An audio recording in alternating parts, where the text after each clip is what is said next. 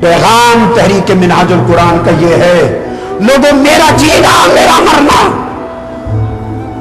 انسان کی زندگی کا بھروسہ نہیں ہے۔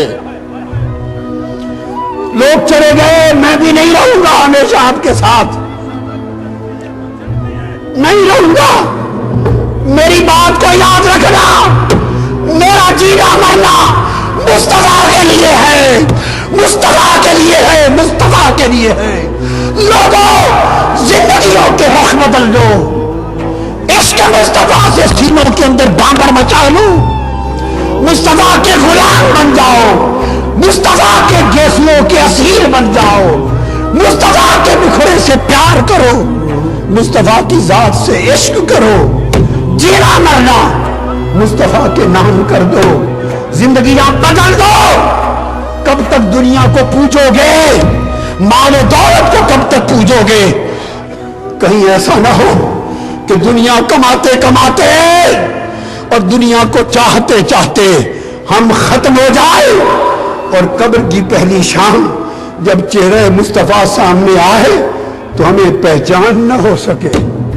حضور کے ایسے بن جاؤ، ایسے بن جاؤ کہ جب فرشتے تم سے سوال کرے ما کنت تقول فی ھذا الرجل محمد، اس ہستی محمد کے بارے میں کیا کہتا تھا، ایسے بن جاؤ۔ حضور کے غلام، حضور کے عاشق، حضور کے مؤدب، حضور کے مؤذن، حضور کے مکرم، حضور کے آقا کے غلام ایسے بن جاؤ کہ جب فرشتے حضور کا پوچھیں تو تمہارے جواب سے پہلے حضور بڑھ کر فرشتوں کا ہاتھ تھام لیں اور کہیں فرشتوں منکر و نکیر اس سے نہ پوچھو کہ میں کون ہوں، مجھ سے پوچھو کہ یہ کون ہے۔ حضور سے ایسے شناسائی، ایسی معرفت پیدا کر لو۔ تحریک منہاج القرآن اس صدی کی رسول نما تحریک ہے،